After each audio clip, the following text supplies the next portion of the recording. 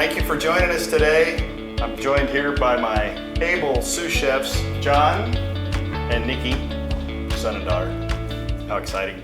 And Greg's coming back to actually show us what we're going to do. Hey everybody, nice to see y'all. Hi, Nikki. Greg Fox. Hey buddy. So we're going to make some, they asked me about this, we were looking for alternatives to traditional side dishes for Thanksgiving. And one thing that popped into my head was just to do a cauliflower puree. A lot of people make it complicated. It's not too complicated. So I'm going to let Nikki, who's going to wield my sharp knife, break down the cauliflower head. And I'm going to make sure I don't get cut. And we're only using 2 ingredients. We're using salt and cauliflower.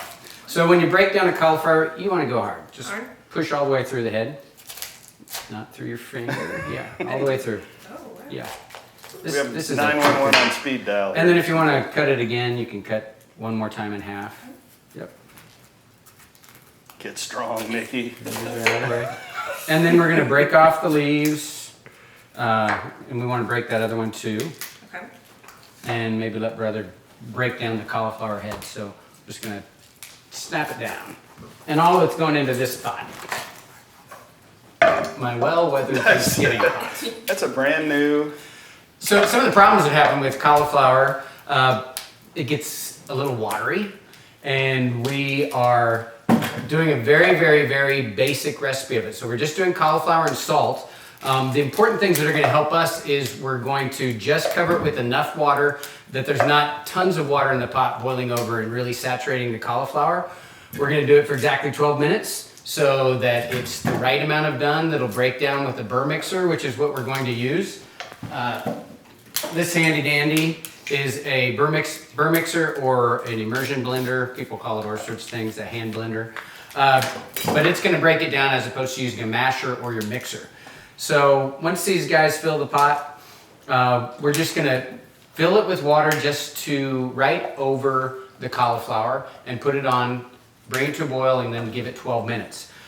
Some things we could add to this, if we wanted to, you could put 1 potato, or 2 potatoes, 3 potatoes, you can add a potato. Just put all potatoes and no cauliflower. Right, or no cauliflower. But we're making a few side dishes today, and one thing nice about this is it won't fill you up. So, there's so many things on the Thanksgiving platter that sometimes having just a couple options that are a little lighter help you get through so that the pumpkin pie or the pumpkin creme brulee like we're going to make today don't make you miserable. That's what I'm talking about. We like our belts to still fit at the end of the day.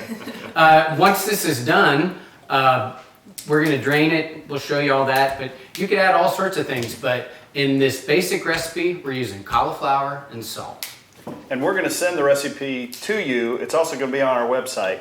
So if you like what you see, stems you'll are be able good to do it yourself. if you get them in there, doesn't matter. I just don't particularly like the leaves in there.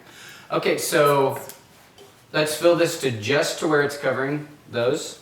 And then we're going to add a pinch, and I'll trust your pinch. Okay. Now a cook's pinch, you actually grab some. It's not like a little, Okay. You grab with 3 fingers and pinch. Perfect. Now, Greg, people use this as a substitute for mashed potatoes? Yeah, this is something, so if you are diabetic, if you are on a keto plan, if you're trying to cut down on your carbs, it's a delicious way to still have that comfort-inspired, nice textured side dish, but know that you're eating something healthy. I'm cooking for a family right now where one of them has cancer, and we're doing a cruciferous vegetable where we just try to eat as many as possible. This is a way to get them in there. So we're just covered with water, and by doing that, I mean, like, see, I'm pushing down, and I don't want any more water than that. You did a perfect job. Awesome. Man. We're gonna put this on the stove and let it go. So now that we're done cooking the cauliflower, what happens next? Okay, well, an important thing with cauliflower, part of the reason it sometimes gets a little watery is the timing.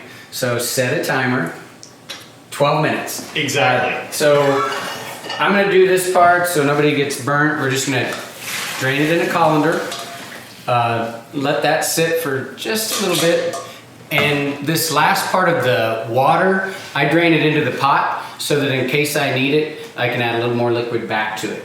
And then we are going to turn off the stove that way. And the only thing we're going to add to this is salt, and you're going to use my trusty burr mixer here. So Mike, I'd take that measuring cup. right there. So we're gonna drain this liquid. It's just a couple teaspoons in case we need it. We want the cauliflower pretty drained. And we can just use the same pot, pop it in there. Another big pinch of salt. Here you go.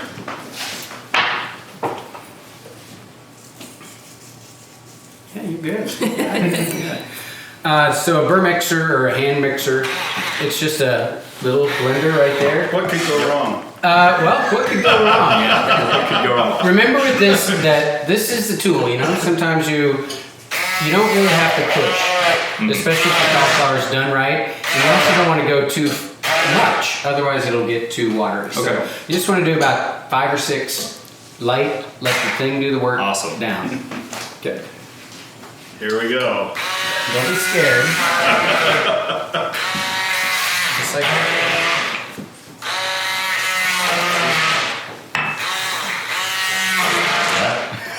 So far, so good. And cauliflowers, if you make it too smooth, it's just gonna run. So your goal is kind of like more of a home style, what I would call Chunky home mashed style. potatoes or something? Yeah. What do you use if you don't have one of these? A couple more? Okay. I'd probably make mashed potatoes. So this is required. It really does help. Just otherwise, again, you're gonna get really loose cauliflower, and it's not always designed. All right. Yeah. All right. So that just goes back in the sink, and this is ready. So simple side dish. All it is salt and cauliflower. Again, if we wanted to add a few things, you could add chopped bacon. You could add sour cream, butter. Well, now I'm more interested. Well, you're gonna, the served up product. Because we cooked it the right amount of time, 12 minutes, and because we didn't put too much water in it, they're still lively. They still got some bulk and body, so you're able to scoop them up like a potato. So if you're making gravy, it's not the same as a potato. Remember, it's not supposed to be mashed potatoes. It's cauliflower puree. So we've got a few more ideas to show you coming up. Thanks for doing this one, Greg. And can we make mashed potatoes next time? Sure, yeah. You could dip a beignet in that. Now we're talking. All right, we'll do the next one in a few minutes. Thank you.